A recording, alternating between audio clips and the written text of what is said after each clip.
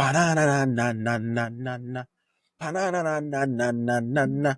Banana na na na na na na. Hello, welcome to EaglesTracker, the home of Nigerian football. This is the post-match review of the semi-final match between the Super Falcons of Nigeria and, of course, Banyana of South Africa. The game ended 2-1 to Nigeria, and boy, what a game it was. Football is the beautiful game, the game that keeps on giving, a game that can produce anything on any given day. And this was a worthy semi-final. I'll say kudos to the South Africans. You put up a worthy fight. You know, you gave us our toughest match of the tournament so far, but unfortunately, you're still our younger sisters. We allowed you guys to win last time. You got your one trophy. Now it's time for us to claim our 10th and continue our dominance of African women's football.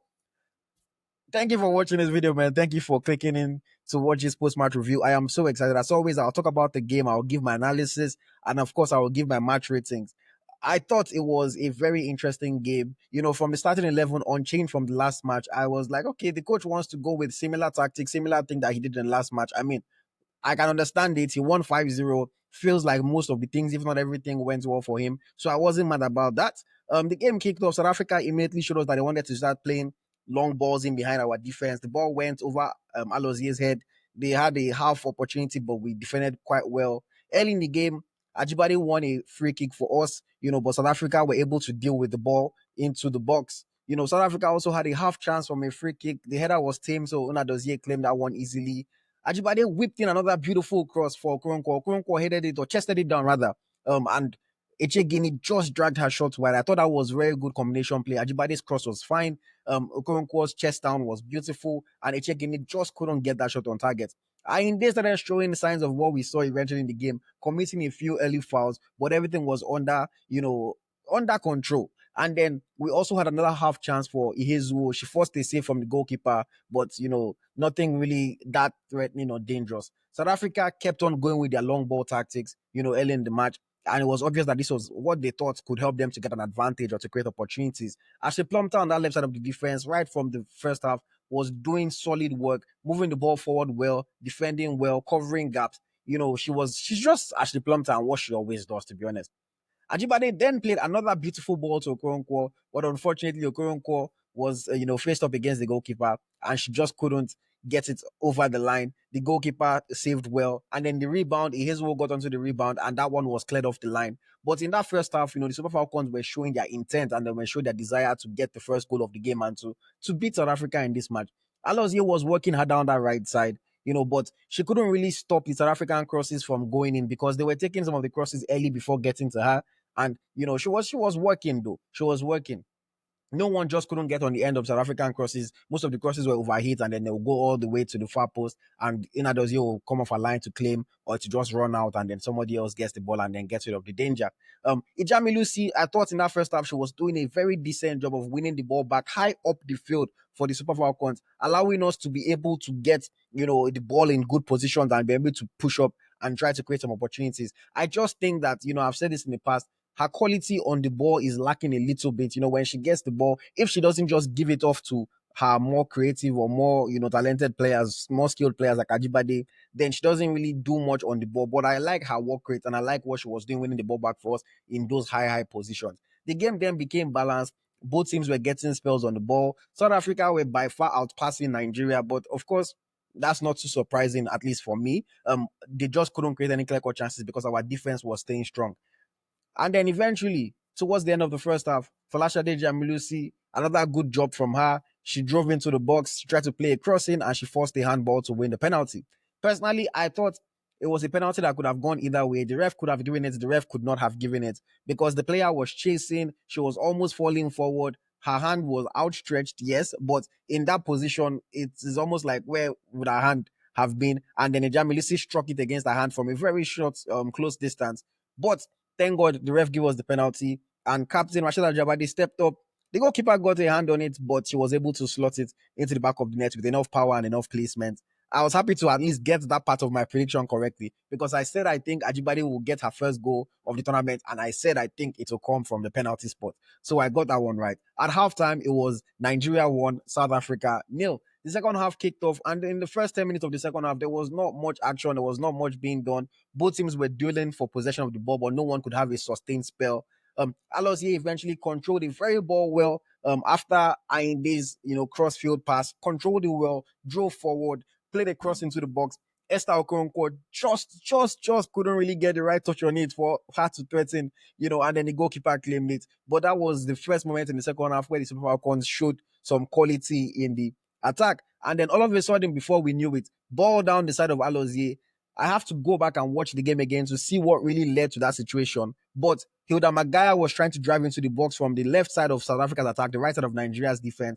And unfortunately, Osinachi Ali, for all her experience, for all her quality, considered a very cheap penalty. She held her back. I don't know if she thought maybe she didn't hold on for long enough for the ref to give it. But once you give the ref a decision to make, it can go either way. I thought it was a soft, grab, and Magaya went down. But at the end of the day, it was a penalty, in my opinion.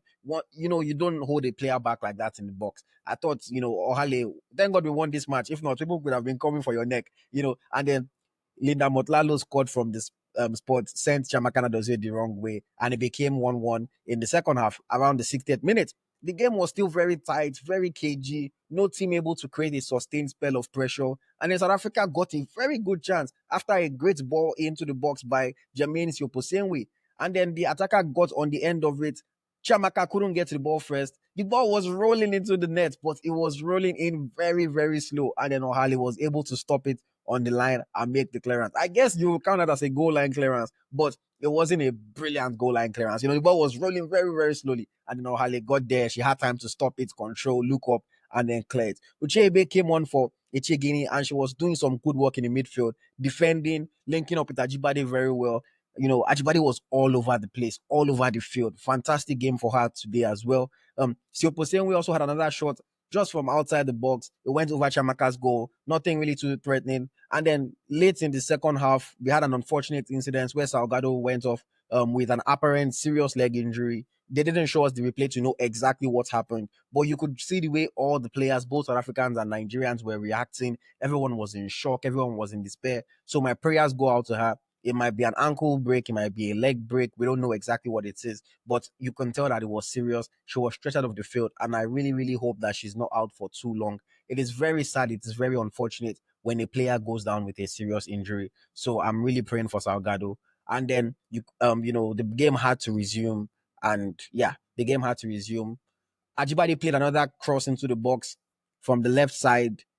Esther was waiting to volley that thing in, but Howeni that came on for the injured Salgado defended very well, headed it out. And then the game looked like it was going into extra time. Like, genuinely, I was taking down my notes and I was getting ready to create a section for extra time to talk about what happened in extra time. And then Michelle Alozie just putting a hopeful ball into the box.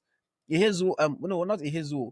Abiodun and I can't remember the second person, they were in the box trying to challenge for it. And then nobody got it. So the ball just deceived the goalkeeper and it went into the back of the net in the 94th minute, 4 minutes into stoppage time. The Super Falcons get the second goal, eventually go on to win this game 2-1.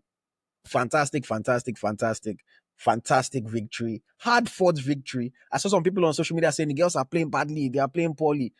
When you play a tough game, you can't have it your way the entirety of the match. I don't know, maybe because we thrashed Zambia 5-0 in the last match, people thought that, we're supposed to just come and blow everything out of the water. I thought it was a very tight game, it was a tactical game. South Africa were worthy opponents. The girls put in a shift, they worked hard, they created moments, and they scored the goal. I did say in my pre-match talk about the match that it will come down to moments. It will be a KG affair and it will come down to moments. It was moments. Ajibade's penalty, one moment. Motlhalo's penalty, one moment. Alozie's ball into the box that just went into the back of the net, one moment. It was always going to be a tight affair. I thought it would be 2-0, but unfortunately we considered that penalty and it was 2-1, but I'm happy. The only thing that I would say is that I thought the coach could have made subs easily, so rather earlier in the match. So let me use that to transition into my match ratings.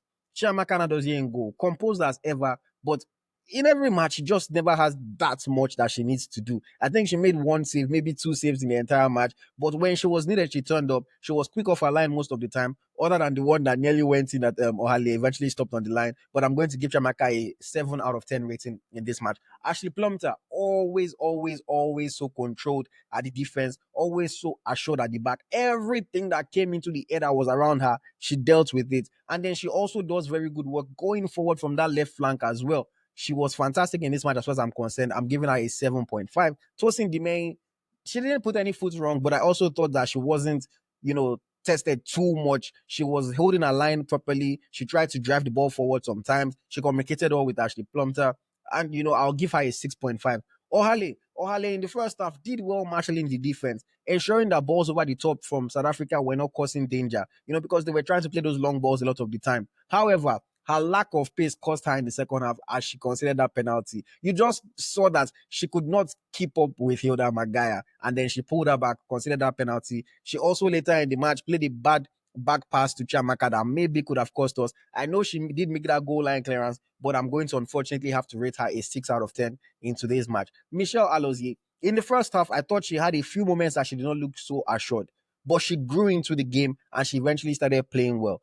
Yes, South Africa were getting some attacks from her flanks, from her side, but I thought that she still did quite well. Going forward, she was linking up with Ajibade. She was trying to put crosses into the box. She was trying to create opportunities. She played one beautiful ball for Esther, and eventually she got the winning goal. So for this match, I'm going to give Michelle Alozie a 7 out of 10. Halimatu Ayinde in the midfield committed a few fouls, a few too many fouls. The ref was very lenient with her. Eventually, she got her yellow card. She well deserved it, But you know that she's always going to be a shield in front of the defense. She had some good moments moving the ball forward as well, but I also thought that she had some very, very cheap giveaways. Times where she just gave the ball away too cheaply, in my opinion. But overall, I thought she had a decent game, so I'm going to give her a 6.5 out of 10. Jennifer Echegini, in this match, I thought she did a lot of unnoticed work, trying to link the midfield to the attack, trying to, do a good job from high areas, press the ball, but in the attack overall, I just feel like she was not as involved as I would love her to be. And I think that this is largely down to the way the coach wants her to play and the way the coach is using her. The game goes far towards the direction of Ajibade, Ijamilusi, Esther Okronkwo than it goes towards her. Whenever the ball goes on the other side, it's usually just Ashley Plumter trying to do something down the left side. So I liked what Echegin did. A lot of the work that she did was working tirelessly for the team and not necessarily for herself. I'll give her a 6.5 in this match. Folashade Jamilusi, I was very, very impressed with her performance in today's game. I thought she put in a tireless effort in that midfield, winning the ball high to start counters in very good positions, was driving the ball forward. She was combining well with Ajibade. She won the penalty. The only thing is that I think that as she improves as a player, she will have to start doing more with the ball herself when she has the ball. But for now, just doing a good job, deferring to the senior players, defending to the better players. I thought she had a very good game. I'm going to give Folashade Jamilusi a 7.5 out of 10 in today's match. Chinwendu Ihezuo, not much to talk about in today's game. She had one chance that she couldn't take. And then, when she's not scoring a goal, I've said this about Ihezuo, she doesn't really do much in attack. She works hard, she runs, she tries to press. But if she doesn't score, then you don't really see her contribution on the field. That's another reason why I keep saying I think Ihezuo is the number 9 or not on the field. I would have liked Babajide to play. Even I was surprised how long Ihezuo lasted on the field until she got a yellow card, because it was very clear to me that she wasn't contributing on that left side. But I think that the coach just maybe likes her effort or likes the fact that because of the way our attackers move, you see that when Esther goes wide, Ajibade goes in the middle. Sometimes Ajibade goes left, Ihezuo comes in the middle. So maybe the coach likes the way that they can shuffle those positions and can move around. And that's the reason why he plays Ihezuo. But if she's not playing through the middle, if it is not a through ball to her, if it is not a ball over the top for her to just get a touch, try to finish, then she doesn't really contribute much. I'm not saying she was bad, but in this game, I'm going to give her a 6 out of 10. Esther Okoronkwo, she did a good job roaming around the field as always. Starts as a number 9, but ends up in every position. On the left, on the right, in CM, she just runs around and tries her best to contribute towards the game. Like I said earlier, she had the chest down for Echegini that could have led to a goal. She also had a chance to score. Maybe you say she could have done better. She had the ball from Alozie. Maybe you say she should have controlled better. But her overall work was very good. There were some times where she had possession and she tried to maybe dribble past the player and lost the ball. However, I think she had an all-round good performance in this match. So I'll give her a 7 out of 10. And then Rasheedat Ajibade, tireless worker for the team, always gives a fantastic effort, covers every blade of grass on the field. You see her on the left, you see her in the middle, you see her on the right, you see her up top, you see her coming back to play DM to help in defense. She was the chief creator in this game. I think she created about 4 or 5 chances in this match. She was constantly driving the team forward. And of course, she scored the penalty. So Ajibade, I'm going to give her an 8.5 out of 10 in today's match. And of course, that makes Rasheedat Ajibade to be my MVP, my player of the match for the second consecutive game. She has come into the tournament playing her best football in the knockout rounds when the coach gives her a starting position that she likes to play from. And you can see the fantastic work that she's doing. And then for the coach, Justin Madugu, lineup was good. Approach to the game was good. My one fault was the substitutions. I felt like Ayinde was obviously tired. She could have gone off earlier. Ihezuo was obviously not contributing too much. She could have gone off earlier. We didn't have any clear direction of how we were going to bridge the South African defense. But eventually he won the game. It was a tight one. It was a game of individual quality. It was a game of moments. The coach is getting by largely thanks to what the players are doing for him. The Zambia game was probably his best coaching effort in terms of the way he shocked them with the lineup, and the way we approached the match. Today's game, I think, it was largely down to the players' effort. And I think that we will get away with it. And I think that we will win this WAFCON, whoever we face in the final. If we face Morocco, it might be a difficult game. If we face Ghana, we'll beat Ghana, But I'm going to give Coach Justin Madugu a 6.5 out of 10 in this match. You win a semi-final, I have to give you some credit for it. I know some people will come in the comments and say, oh, I give the coach more credit, this one, that one. But that's what I would say for this one. Overall, I thought the team played quite well. It was a tight match. It was never going to be a whitewash. South Africa were never going to just come and lie down and let us to trample over them. I give credit to the South Africans. My prayers go out to Salgado. I hope that she gets well soon. But I am excited. The Super Falcons will play on July 26th in the final of the WAFCON 2024, going for our 10th title and to reclaim our spot as the queens of African football. That's all we do. Nigeria know they carry last. Let me know your thoughts in the comments. Let me know what you thought of the game. Let me know your own player ratings. And of course, just anything that you feel about the Super Falcons' chances of winning this 10th WAFCON title. Until the next one, I'll see you. My name is Ayoti, and this is EaglesTracker, the home of Nigerian football. Bye-bye.